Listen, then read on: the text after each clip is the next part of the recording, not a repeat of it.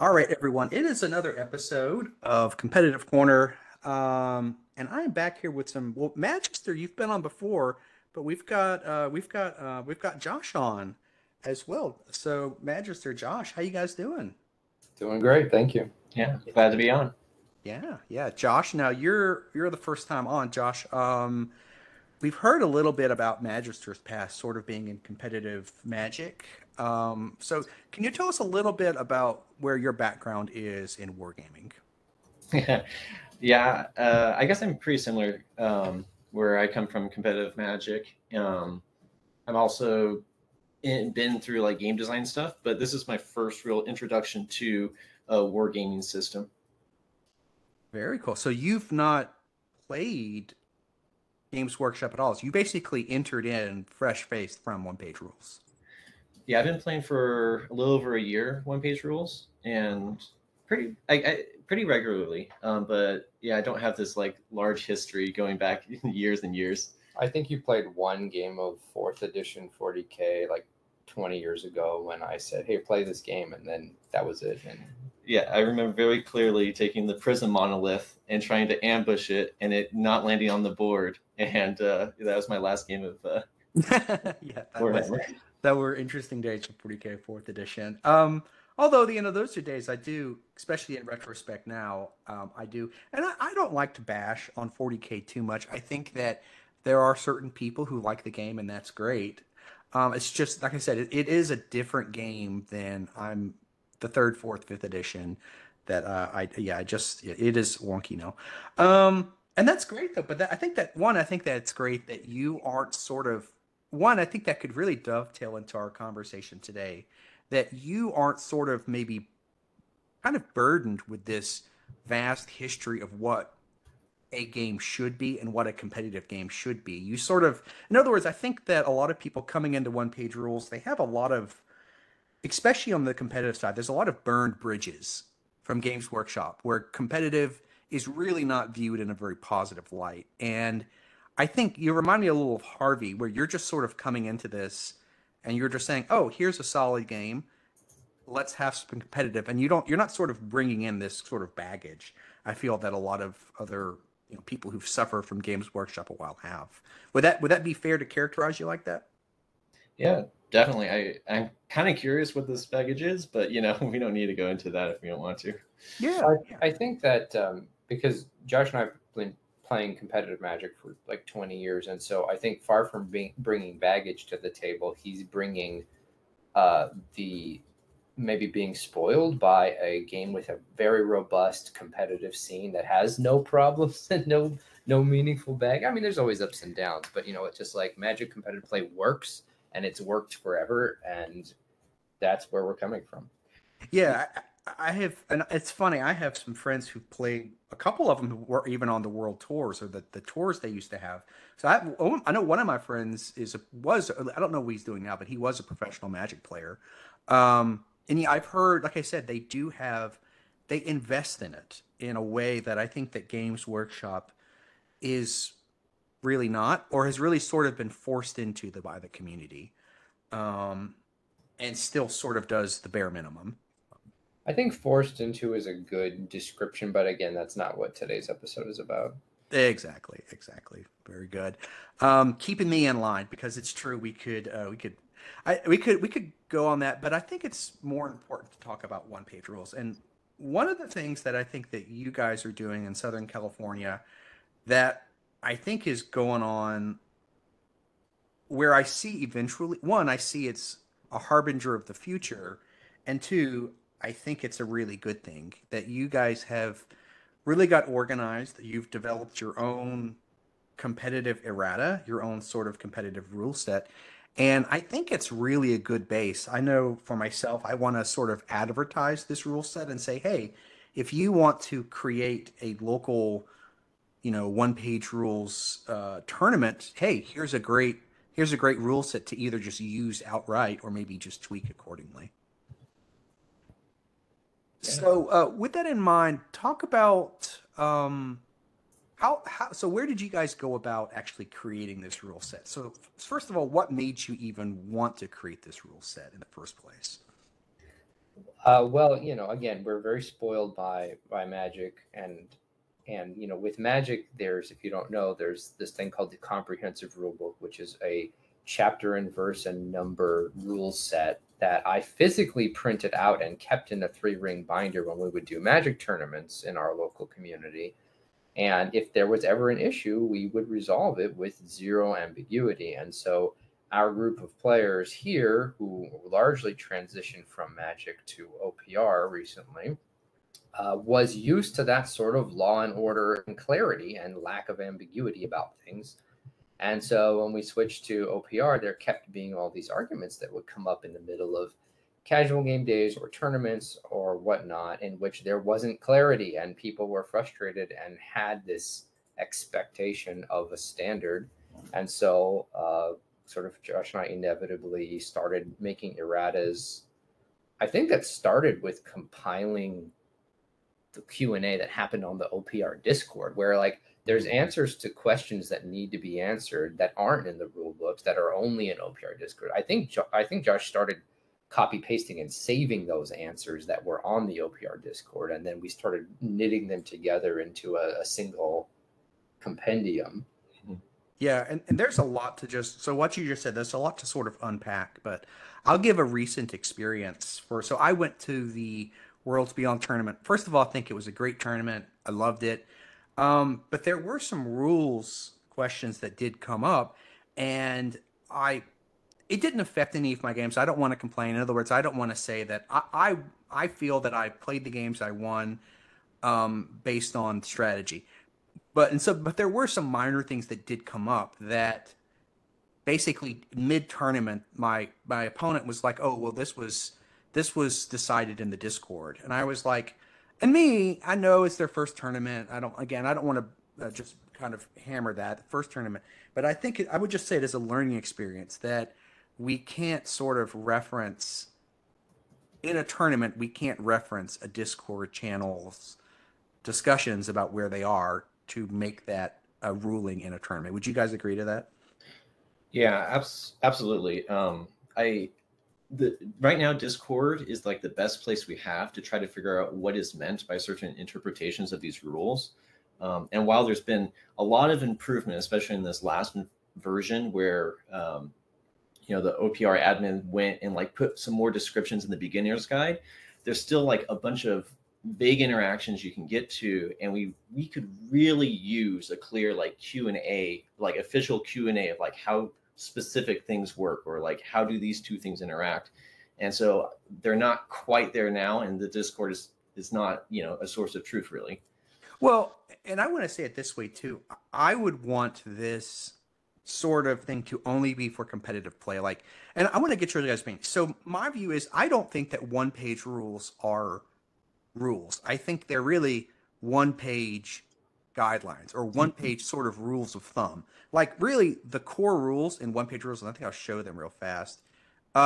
Here, these are not, this isn't rules. This is some general guidelines. And one of the things that I think is really fascinating where they say here, where they're like, use common sense. I think it's here where they're like the number one rule I think they mention about where is it on? Stops the game, simply roll a dice. So one thing I think that this can't work in some sort of tournament, and I think they do mention where it's like, oh, this is the tournament guidelines. I apologize. So here it is. We're clear. Use common sense and personal preference. I think right here is that's why I say these aren't rules. These are sort of guidelines. And what this is really saying is make up your own rules. Like, and I wish it's like that's what they're really saying, correct? They're not telling you use common sense or personal preference. They are literally telling you play really your own version of this game. Is that correct? Well, I mean, use common sense. I mean, what's common, and then personal preference. Obviously, that's relative. So yeah, I mean, that's not tenable for anything resembling a competitive environment, because you're planning multiple turns ahead based on various assumptions, and if those assumptions are going to be resolved by a coin flip ruling later, then you actually cannot strategize. Yeah, I think as well, and I think, and that's so important. One, I myself don't want that to change. I think that's a strength of one-page rules, that they do have this very ambiguous system that you really can play these one-page rules only as long as you or your opponent in a fun game can sort of quickly, it's like you can quickly sort of agree on things. But when we're getting into things like tournaments, when winning becomes a lot more important, one, you don't want to sort of tell your opponent beforehand. It's sort of like in RPG games when the GM tells you to roll a perception check. There's sort of that meta there, right? Your characters don't know, but you as the players know something happens. Well, in a tournament, you don't want to sort of ask your opponent a rule clarification and basically give away a strategy. It all sort of has to happen, like you mentioned. There has to be that understanding underlying.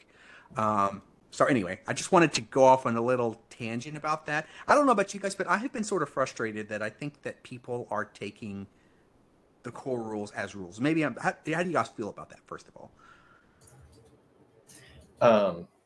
Well, I mean, in the tournament guidelines, it explicitly says, like, the first line is, the original game rules are kept intentionally vague in some aspects to allow players to adapt them to their own liking. And, it's very clear that, yeah, like you said, these are our guidelines. And when we're talking about competitive, and I kind of only know how to play competitively because I like challenging the other person, challenging myself. And so I like, playing competitively.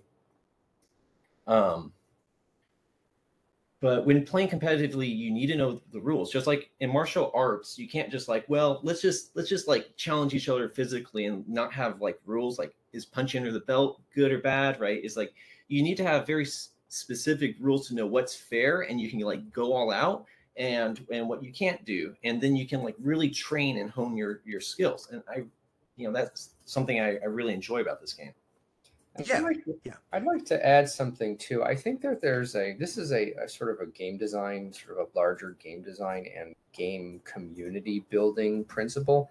I think that a lot of this is a trap that I think certain kinds of game designers can fall into, which is saying, you know what, we are going to publish a casual game. It's not meant for competitive play. We want it like, you can play competitive play if you want, but primarily we want this to be accessible. We want it to be for a large target audience. We don't want to only have hardcore people and marginalized casual play. We want a big community, and that's great, and that's fine, right? But because games like Dark Souls aren't for everybody, etc. Sure, granted. But here's the issue: is that competitive play will always emerge in systems that are strong enough to support it and that have a robust and deep enough strategy, and it's actually important that they do, even for the casual audience. So in other words, you actually want, even if you're trying to publish a generally like widespread casual audience type game, you do want a backbone of competitive players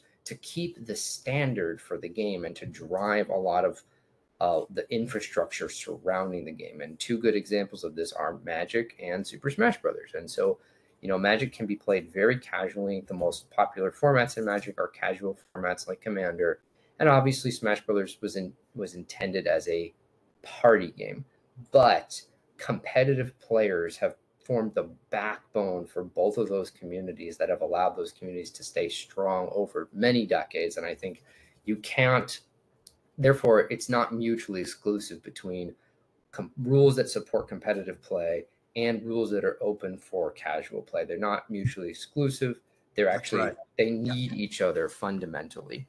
And really, and I think that you would agree, and I've said this before, competitive players, when they iron out these things, one, they find imbalances that swings, and we've seen, like you said, we've seen some of different people posting about competitive play, and we've seen some of those changes actually enter in the main things. I would say it this way: a competitive base are going to make changes that are actually going to sort of flow down to the casual players and make that game better for them. And I think that's what you said is so important. This casual competitive paradigm, there is a lot of bleed over effect. Most people really want to be able to play both. They want to play casual games, but they also, oh, this is a competitive game. Let me tweak. Like, that's really what a lot of players want. There is very few truly I'm only going to play casual or I'm only going to play competitive people. Okay, great. I would say this. I know that we are getting off a bit of a tangent here, but I I want to bring back GW from a perspective. I think a lot of people are coming from competitive play from sort of this baggage of Games Workshop where there is a one there is a lot of imbalances and a lot of sort of things happening where rules and armies constantly get changed. And the other thing is they are expecting this top-down approach. And so when they come to one-page rules and they read the core rules, they're sort of they want to treat it almost like Games Workshop, where these are the rules and that's it. And I think that with one-page rules, when you get into competitive play, people can actually have their own versions of competitive play, and that's perfectly okay. Yes and no. I mean, again, a standard is really important. And when we wrote this errata, I actually just literally went to the 10th edition Warhammer free wiki, and I started just using a lot of the wording there because the wording was so clear and unambiguous. And I think that, at minimum, what OPR needs is a technical writer, because some of these things are just not phrased well. And then when you add use common sense as the solution, I mean, that's a non-solution for ambiguous rulings, right? Mm-hmm. Yeah. Yeah. And that's why I go back to it. I mean, these tournament guidelines for one page rules, I get frustrated with them. And I love one page rules, but what I would say is that I would either, one, they just get rid of their tournament guidelines because I don't think they're complete, or two, they really need to invest into them. So, like you said, either one, get a technical writer, get some really solid tournament guidelines, or two, just drop your tournament guidelines and just let it be in the community's hands. That's sort of I pick one or the other because I think having these tournament guidelines and having them be paid content, I think it causes a lot of problems because people are like, well, there are these tournament guidelines and they're good enough, but they're sort of not good enough. Okay. Anyway, with that in mind, let's go into your rules because the reason I had you guys on is because I thought you actually put together a really good competitive errata. And let's just start going through here that I want to start taking things. First of all, any other comments before we get into your rule set? Yeah, I just want to say one thing, which is the rules are kind of the most important foundation when we start talking about a competitive game. If we talk about balancing armies against each other or different parts of how the game functions, all that is on the assumption that we have a stable rule set that isn't shifting the armies around or what's good and what's bad. And so I think this is like square one, the foundation of how we get to a competitive environment is making sure we got a agreed upon rule set, and then we can start working on, let's say, custom armies or something like that based off of it. Yeah.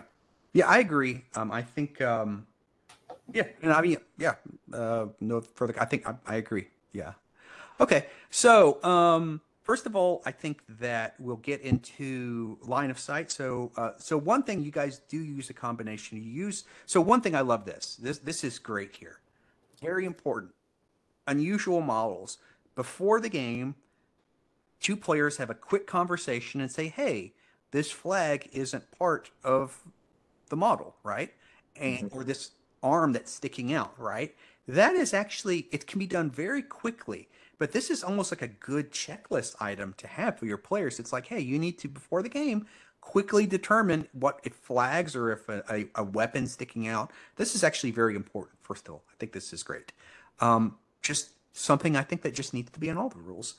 Unusual models. That's great. The next thing, line of sight. So you guys are using true line of sight, but you're also using a combination where you're just basically taking the tough and you have three size categories. And so if a small unit of tough 6 or tough 9, large and huge.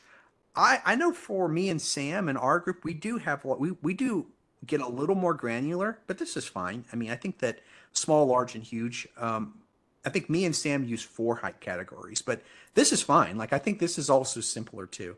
I think that's great. You mentioned the fact about elevated terrain. I love as well that these rules are simple. You don't sort of assign. I like these rules because they're a combination they try to still keep it very simple. Like you don't assign height values in elevated terrain. If they're on elevated terrain is effectively one height value, correct? That's correct. Yeah. And I like that. I like that you're not getting too crunchy. So that's the line of sight. I think it's very succinct, but works very well. Then you have Could to I? go, yeah, go ahead. Yeah, I wanted to ask a question because one of the things that I was really interested in when I saw the official tournament in Birmingham is that they were going to have a specific line of sight that they were going to use. I understand, they said that they're going to use top down Top 2D line of sight. So I wanted to hear just a little bit about, what line of sight did they use and how did it feel for a tournament setting? So ironically enough, that question did come up where what people thought top-down line of sight even meant, I think there was confusion there, where someone was like, I'm like, oh, I can shoot your. This was in me and Dave's game. I was like, I can shoot your Hive Lord, even though he's got some grunts in front of him. And the guy, I think my player Dave, was like, oh, you can't see him because it's top down. But I was like, oh, but in top down, there is a height system. And I think that even there was a bit of miscommunication about what actually top down line of sight is. And then we literally like had to go to the advanced rules about this. And oh, actually, this is, in other words, I had to say there was actually confusion about what top down line of sight was. And that's why this version is very great, because you are saying use line of sight, but when necessary, you've got sort of this top down approach that just can apply it.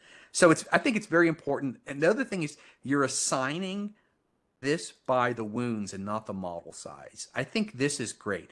In other words, you may have some hero models which are a little bigger and some of them are smaller, but because you hard assign it by the tough value, I would say this: I could nitpick this, but in the end, it's standard. In other words, what this system is so great is that it's very clear. There's no argument. It's assigned by the tough value, and the tough value is quantified. In other words, there is no looking at a base and saying, oh, this should be higher. And this is the sort of clarity. It's simple, but it's clear. You assign your height values by the tough. This is awesome. And I want to go back to it. This is the reason that I wanted to have you guys on, because I think that your errata you're thinking about these things. Does that make sense? Yeah, well, we're used to, well, we're game designers, and so a big part of game design is about customer facing, if that makes sense, right? Because if players can't understand things quickly and easily, that's going to create confusion. And so we had a lot of conversations about what is the most intuitive human instinct about these things, and then let's try to nail down rules from there. That's why we went with true line of sight rather than various abstractions, and then true line of sight plus a couple little caveats that are quantifiable. Mm-hmm. Works very well. Yeah. It uses top down when it needs to. And again, I love the simplification of elevated terrain. There is no levels on elevated terrain. It's one, in other words, all terrain, no matter what the terrain level, is elevated. That's another simplification that works very well.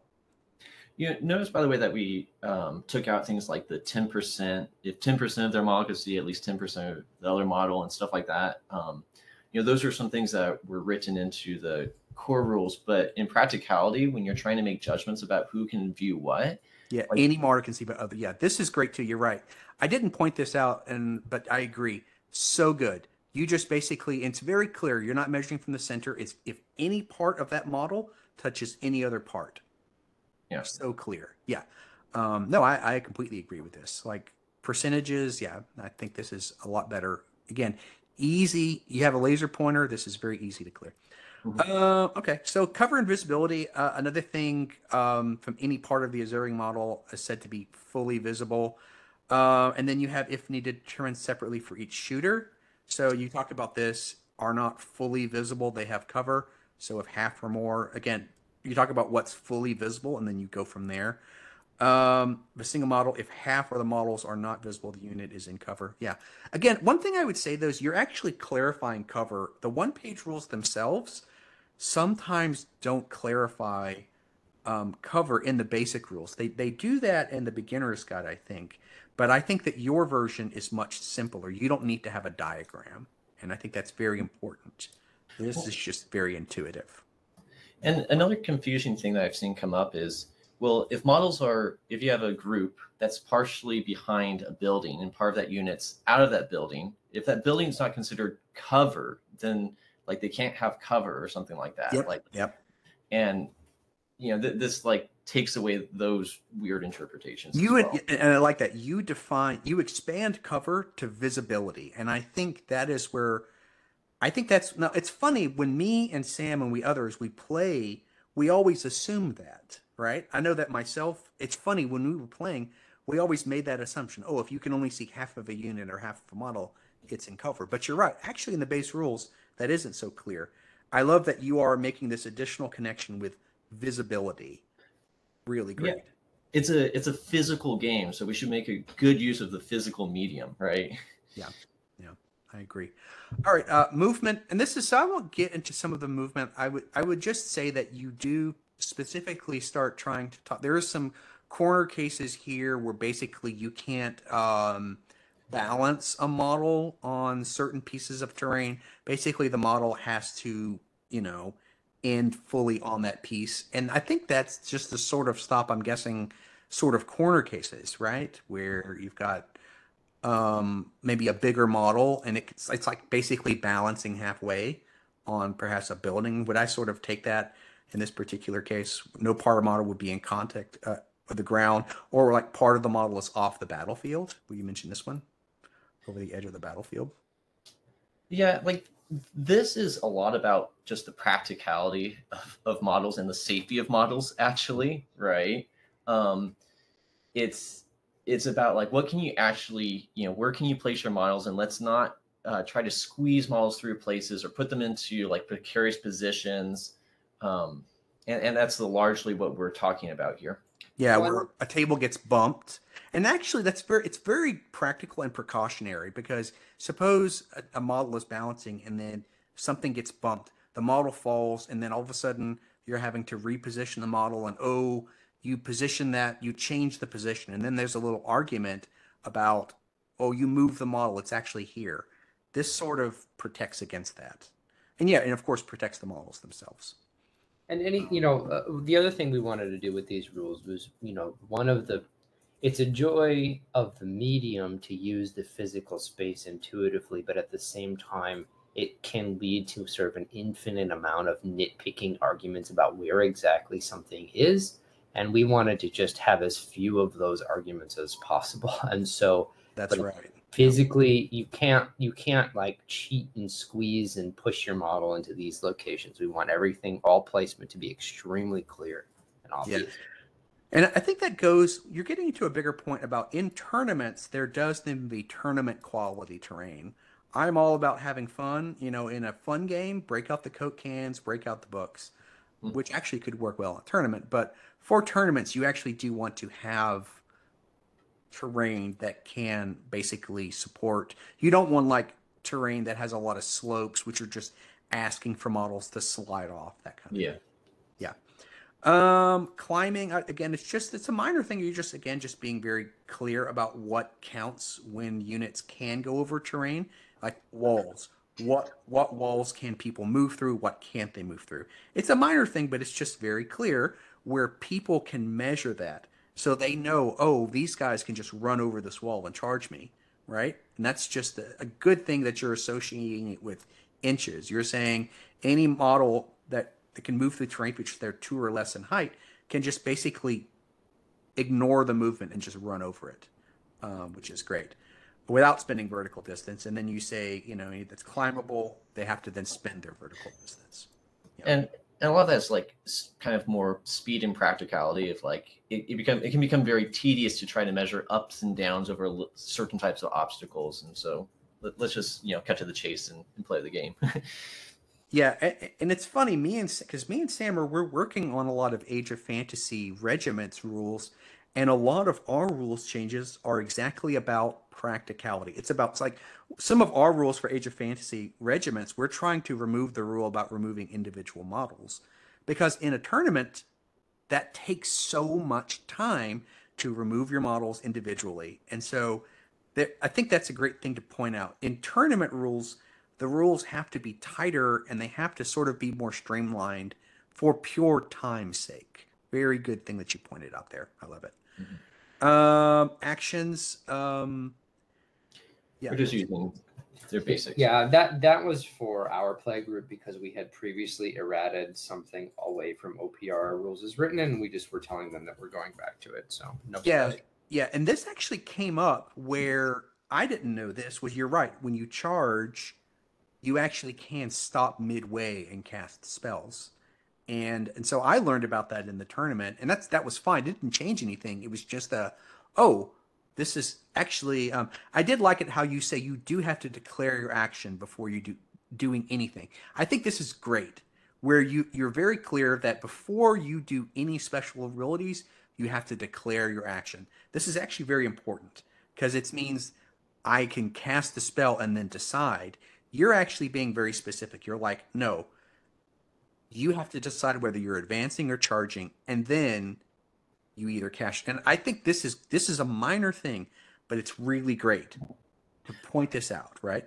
Just this little note. I'm even bolding this is be great here. Because I think this little sentence is so great. How it says you must declare your type of action prior to using anything. Yeah, and this is, like I said, this is just figuring out what OPR meant, or like we really read the rules, like we figured out, oh, this is what we have to do. So, but it's something that people don't really realize, right? So, if anything, if I would give you a tweak to this, I would love if this was actually further up and sort of, I would love this to be more visible. Maybe it's I don't know, organization thing, but I think this little sentence is so important. I wouldn't mind a little more visibility in your rules if I could. That's just me. All right, charging at least one model and charge distance won't violate movement restrictions, and it may charge. The other thing you talked about, this is important, that they must move into base contact. I know we've seen some rulings where you actually don't have to get into base contact. You have to just get within 1 or 2 inches. So it is good to point that out, that charging units, you still have to get in base contact and then move as close as possible as well. Yeah. So I'm thinking about adding to this to be a little bit more clear, because based off of just these first 2 paragraphs are just from OPR. Like this is the way OPR like is supposed to work, and well, as written. And so the idea is like if your model could get to base contact with their model, then you can charge it. But you don't actually, like if there's something like physically preventing you from touching, like for example, let's say their model is behind a barricade, right? And it's like you could get to base contact, but actually you can't place your model there because of a barricade.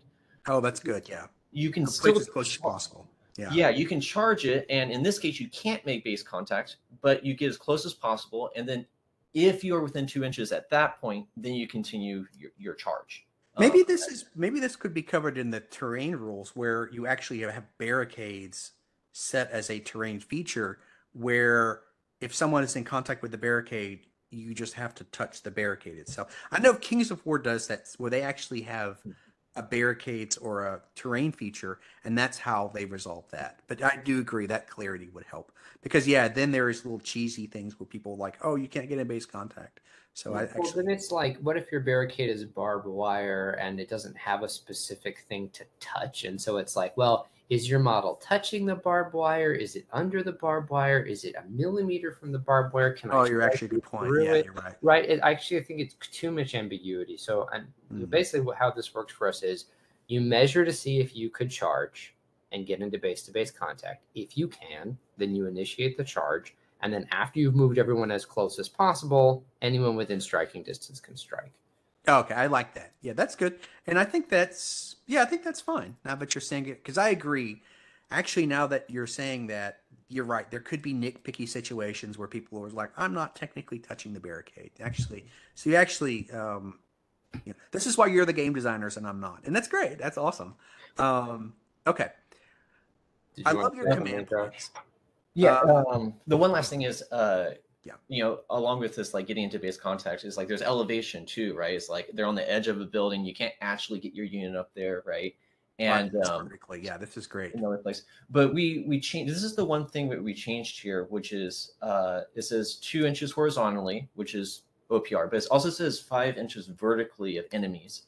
And basically, what this allows us to do is start dealing with elevated terrain and being able to attack up elevated terrain, which is something that is just non-existent in OPR rules. Like if terrain's more than 2 inches high and you can't get up there, like I guess you can't attack based off of rules as written. And so we wanted to play with elevated terrain, so we added that 5-inch vertical allowance for attacking up. Which, by the way, is what 10th edition Warhammer uses: 2 inches horizontally and 5 inches vertically, so they can actually interact with elevated terrain without all these like, well, I'm not quite touching the corner, so you can't get up to me. Yeah, that's a good point. Yeah, I see what you're saying. Yeah.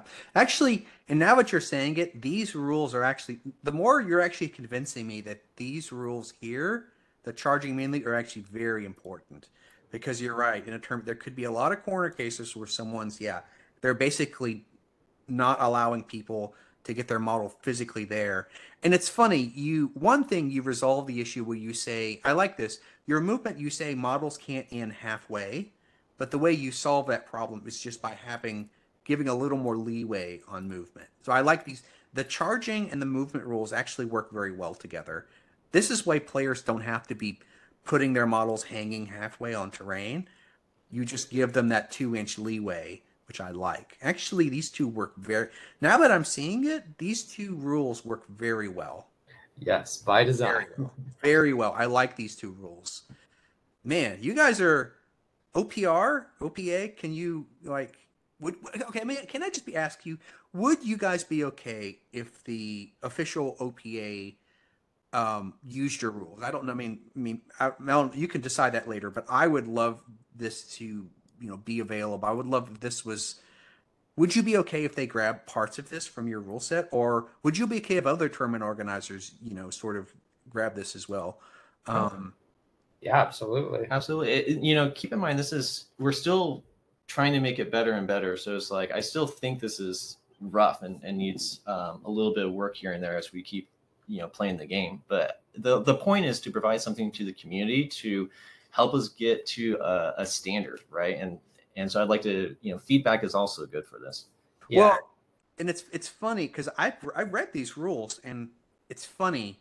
I would say it this way. I liked these rules and I read them because they're simple, but actually your rules are much better than I even realized. So like I'm seeing it all come together. The movement and the charge, how you're more loose. It's like you're looser on movement, but you're also looser on charge, and you're looser on terrain. But you're still you're looser, but at the same time you are very clear. In other words, you're saying, okay, don't put your stuff halfway, but then you're still giving them leeway here. But basically I'm saying that these rules, of course they need work, but they are very clearly written and they're simple and I like them. Like, man. Yeah.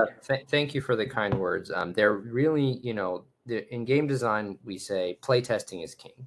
There, you can armchair all you want about rules, but until you've subjected them to rigorous play testing, then they're sort of academic. And these, as you're talking about, oh, I like this and I like that, I'm getting flashbacks of all the games and all the arguments that were had about these things. And so it's like these were born out of real contact with players in tournament settings to make stupid wargaming discussions like go away and we can just play the game.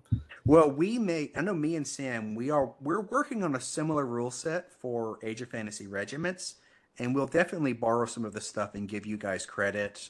For our rule set, we'll be like, hey, we're referencing these guys. These guys are the authors, because there's so much I think that your rule set can really just be this standard. You've done so much work. So I love this about command points. It's funny. I go back and forth about command points. I've played with and without command points, and sometimes I like them, sometimes I don't. What I like about your command point structure is It's very simple, and it's not like in my previous command points where I was just giving people an upfront sort of basket of command points to be used. It sort of turned into a let's use all my command points turn one, and that's why I sort of moved away from command points. But actually, your command point system is very simple. You basically get one reroll a turn, um, which I Or you think can is save them. you can't save them. Oh, okay. But you still gain them once a turn. Okay, I think that's even better. So it's a halfway medium. It's saying, okay, I like your system better because it doesn't. In my system, I was basically using all my command points early. So actually, this is better because it says, and this is how 40K does it, I believe. Correct. Yeah, yeah, I like this. I wanted to get your opinion on this. One thing that I'm thinking about doing with my command points is I wanted to do two things. One, I wanted to tie the command points to like a 12-inch bubble of the commander so that there was a little where you had to force your commander of the army, your general. And the other thing I wanted to do in standard my scenarios is that if you kill the general, you get an extra victory point. What do you guys think about that? About sort of further limiting that as I'm thinking about this in the terms of regiments as well, where a lot of regiments games have this extra commander centric sort of approach. What do you think about that? Well, so first, I think we need to talk about why we have, like, why we felt it's important to have command points in the first place. Mm-hmm. I think the biggest reason to have command points is because there's frankly not enough dice being rolled to have a good normalized curve for outcomes. Okay, so I understand in 40K you make more checks. There's more dice that happens. It's like I'm attacking, and there's going to be more dice rolled from that attack to the resolution than there is in OPR. And there are more abilities that auto hit, auto wound, automatically get things at the same time. Mm-hmm. Yeah. Not And they have the command point structure on top of that as well. Yeah. Right. So keep going. In OPR, there's fewer checks that are happening, and there's also abilities such as Blast or Deadly. Deadly 3, Deadly 6, and the same for Blast. And what that means is that your outcomes are just that much more limited, right? Instead of rolling, for 3 dice for a Deadly 3, you roll 1, and so you get really hot and cold results. And so instead of having a nice, bell curve with a nice, high center where you're going to have most of the results, in OPR, you get these outliers that like, oh, I just whiffed like completely, or, I just like failed something that I probably, like normally, like, this is outside of so many distributions of what's expected.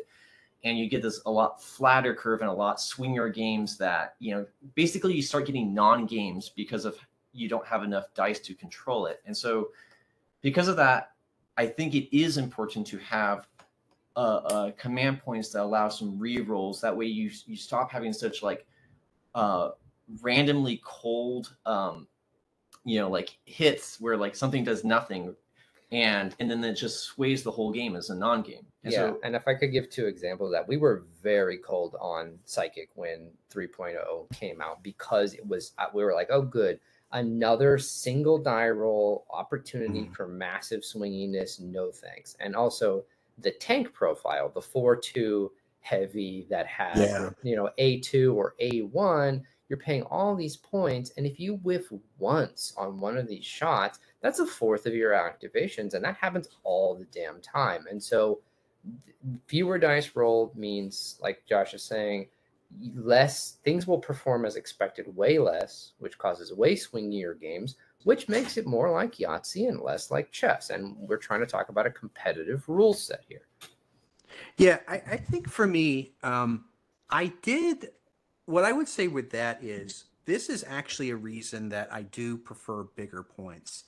I do think that, and I played in the 1,500 point tournament, and that's fine. I always say on one page rules, I don't want to criticize it too much. It's their first tournament, and that's fine. But I think that we have to be careful about reading too much into those games because at 1,500 points, all it takes is really one roll, especially a morale roll or something, and you lose one of your big units, and the game's sort of over with. And one of the reasons that I always push towards 3,000, I mean, I know that's large right now, is by having more units, you really can. It does help balance out those single rolls. But I do agree. I think that your command point structure it's better than what I was using because it's gradual. And I do like that. So, yeah. So to just like wrap up, what I was saying is like, you know, we gave in this design, there's just enough command points that you can like offset some bad rolls, or you know, push it to something else that you need to do. Mm. But I think you want that as the basis. Now you asked about like, well, can heroes, you know, what about around your commander, or you know, we've talked about hero based, you know, command point abilities, and I think that's a really interesting design space. But I think you can't. I think it would be bad to get away from having something that blankets the whole battlefield. That it doesn't have to be like super powerful, right? But it's like I think if you walked away from being able to use your command point anywhere, or at least on rolls that you could just whiff, the super swingy type stuff, then you would lose something that's important to making it a competitive game.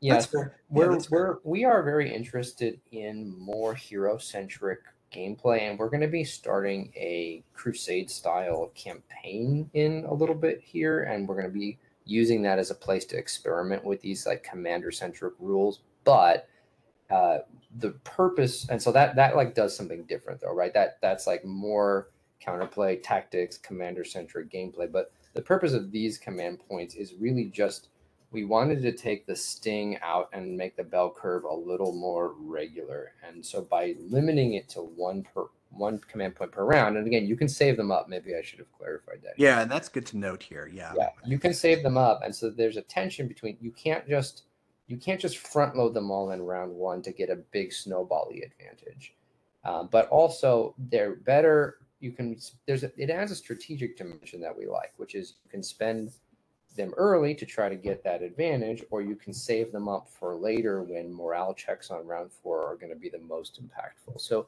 we've really appreciated this. It's a good baseline. And I don't think we want to move away from this as the baseline, but that doesn't mean there aren't additional command point abilities that you could build on top of this. Yeah, I think that's actually a good idea because I think in our well, I won't talk about our regiments, but yeah, that's something that maybe we can be in addition. And I do agree. So I based my previous command points on the one-page rules command point structure, and I moved away from it because I did feel exactly what you're saying. It front loads everything. Your turn, and that's what it is. Turn one and two are very important in this game.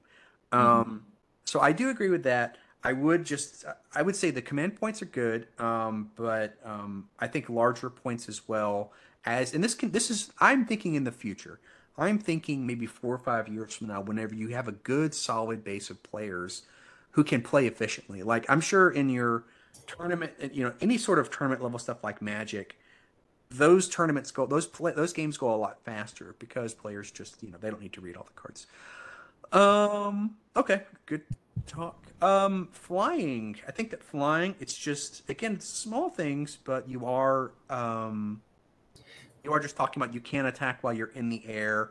That's very good to point out how basically this flying is sort of like hopping, and that clarity about you have to sort of quote land is very good to sort of mention. I do like that. It's a corner case, but it does provide clarity. Mm-hmm. Now Scout. Now I want to ask you something because this actually came up in the tournament. Scout, because I was playing deployment and people were telling me that actually putting when you have units in Scout and Ambush, putting them in Scout and Ambush counts as an activation, which felt that isn't how I played it. Is that how you guys play it? Where I don't understand. It counts as an activation or a deployment? a deployment, yeah. So basically, what they were doing is they were saying, I'm putting my unit in scout, and that counts as one of my deployments, right? No, I don't. I don't think that's. Yeah, if I remember right, ambush says like you set them aside before the beginning, so the choice has to be made before the beginning. But as far as I understand, uh, scout and ambush aren't like deployed into this waiting position. You just start deploying the units that do not have scout or ambush. I would say that that may be something you want to add because I know that that has come up, and I think and that I'm okay one way or another. I'm okay if people put something in ambush as a deployment. I just think there does. I would say that that does need to be some clarity on that one way or another. It didn't affect my games. It's just something that may be when you face other people in tournaments that they may be doing that. So keep that in mind. All right, but I think the scout is good. Maybe deployed. Um, You know, the one so little I see thing. scout. So is there is it, so you put some notes here on scout. Was this something that came up that's different than the one-page rules version of scout? Yeah, so the deployment is technically in one-page rules. What you have to do is you have to place your scout in the deployment zone, and then you move them 12 inches forward, Mm-hmm. and you ignore all terrain while you do that, basically like you're flying. And it's this is a more of a practical thing of like let's just place them 12 Yeah. inches. Let's just put them there because having to place 10 models or something in a certain place and then move them forward, and is it really intended that you can't have models if you deployed on the battle line and then you want to scout, is it really intended that you shouldn't be able to scout 12 inches in front of that? Yeah, because it leads to these self gotchas where it's like you set up your guys right at the edge of the battle line, and then when it comes to scout deployment, you're like, oh, but I wanted to scout from that point up. I want to get to this Oh, point. But the only way I can get to that point is if I place them where I already placed my regular deployment guys. And then you feel like, I screwed up. And it's like, just place them 12 inches out and yeah. stop fiddling with it. Actually, I realized that I actually, and it's funny. I actually have all. We have already. We've always played it exactly like this. And now that you say it, I just realized that you're right. The one-page rules scout ability doesn't work like that. That's actually really good. I love that you've changed this ability to be just better. Thank you. No, so this is great, and it's funny. This is how I know a lot of people play it, but it's actually against the actually how it's supposed to It's when not as written. yeah, you're right. I think you're right, and I think this is just an improvement that I think is great. All right, teleport. You mentioned top down, and this is just the clarity on teleport. I think I play Yeah. teleport just like this, but I love that you're just putting in some clarity. Yeah, and you talk about any time during the move. Yeah, great. Um, if a model moves into with a rush or charge action, then it takes. Um, is dangerous terrain different than? This is just, I mean, these last parts could be just thought of as our like Mhm. for this tournament we have a dangerous terrain that functions slightly differently. Okay. Normally, the OPR dangerous terrain is like, hey, if you touch this or if you move through it, in it, or activate in it, then you take a dangerous terrain test. And this is a different type of terrain. Ultimately, it's one that's you can go through it slowly, carefully, like a lake or something like that. But if you try to rush, maybe you'll like fall in and get. Oh, that's cool. I like that. Actually, that really makes dangerous terrain better. Yeah. This I like it where you can actually be a little more cautious. Man, that's great. Yeah, Now that and you've done it, this makes dangerous terrain better. well, Yeah. the thing is, you want to in a strategy game, you want to allow for more choices and more trade-offs. So Yeah. before, dangerous terrain was just like if you touch it, you're screwed, and so you don't really ever want to interact with it. But with this, it's like okay, you have some options about how to interact with it. Wow, I like that. If you I want to it, walk yeah. through it slowly and shoot like one move at a time, you can do that. But if you really need to rush it, then you're in trouble. Yeah. I think that for you, I would put in danger. I would actually just mention that if you just take a regular advanced move, you don't maybe take the test. I would just maybe tweak that. But yeah, actually, I like this a lot. And then the other thing I think that you did great, I'll just finish the point, is forests. It looks like, and I like this, where this is how we've been playing it, where forests, if you're on the complete other side of it, they block, even if they don't physically, even if you can physically draw a line of sight across a forest, because it's counted as a forest, you can't see, which I think is really great. And you have to basically touch it. So That's how this is, forests are already in OPR. This is a new terrain type that we created, which is just literally a line of trees. It's not like a square forest like ruins or whatever. is that how it works? Maybe they've changed the rules or tweaked it. I thought the rules for forests where you could. Okay, well that's great. Then maybe one page rules is. I haven't kept up with the latest rules, and I there is one thing that I think yeah, I may have missed. Like I noticed sometimes I do have to catch up with the current rules. Either way, that's really great. All right, great set of rules. Anything? I don't want to kind of keep you guys here. I think that we've covered a lot. Anything left to sort of talk about here that just sort of jumps in sort of yeah. Anything that you guys want to discuss before we sort of let you guys go? Well, I guess I think as we've been talking, that what could be useful as a supplement to this is it'd be really nice to have a like basic Q&A Mm-hmm. supplement, right? Like um, to solve some of these like kind of more nitpicky things that might be, you know, is a question everyone asks, but you know, like you have to really read to understand what it's supposed to be saying.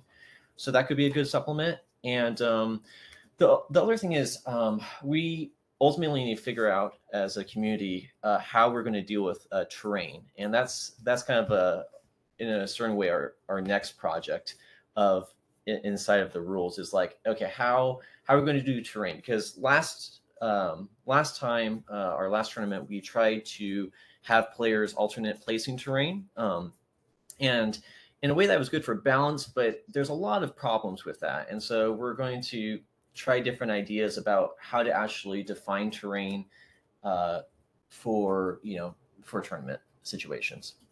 Hmm. That's good. Well, I would say this. I appreciate you guys' work. I think that your game design chops are sort of coming through in your rules. These rules are actually better than I even realized. And I love how succinct they are. And I'm not, and that's the reason that we had you guys come on. And I would say this. I love that you guys are mentioning still their work still needs to be done. And I think that is to me the great thing about one page rules. This isn't a finished project yet. We can still continue to refine the rules and get it to we can have I think a really great tournament scene in one page rules that is sort of separate from casual. In other words, and that's what I love about one page rules. I'll reiterate it. I know we've been critical, but I want to reiterate. I think that one page rules is such a great system because it does have these really strong core rules where it's basically saying, hey, use your common sense and personal preference, play how you want. Don't, and I don't want to take that away from one page rules. I love the one page. This is awesome. And then separate to that, like you said, in addition to that, we have a separate place where if you want to play more competitive, hey, here's a tighter rule set for you. Well, that's very much what happened with Magic. You know, when Magic first came out, there was like two formats, and then now there's like 20, and all of the best formats, and a lot of you could argue are were community driven and community built and community play tested over many years. And Magic just looked at the Wizard of the Coast looked at that and said, yeah, let's support all of these great community centric, community created rule sets. And so to go back to what you said before, we would be overjoyed if y'all over in Texas would start using our errata and talk about changes and add stuff, and if we can unify across the country on a standard rule set, that you know because what you don't want is a Wild West situation Mm-hmm. where Yeah. every single play group has a different thing. So if several large play groups can start saying, hey, we all use this one errata, then that's going to be attractive to other people, and it can get bigger and it can become more of a standard. And I think ultimately that would be our goal. We don't want to hoard this errata to ourselves. We want it to go into the community and find a place there. Yeah, I completely agree. And I want to say, just from the community, and I think I speak for a lot of people in the community, Magister and Josh, thank you guys so much for this work that you guys have done. Thank you, and thank you for having us on. And we will talk about this another time, but we really like your army lists, and we like the way you design army lists, and we're really looking forward to seeing more of that kind of work. Well, thank you, and it's funny. We'll save that for another conversation. Thanks so much. Thank you, Dan.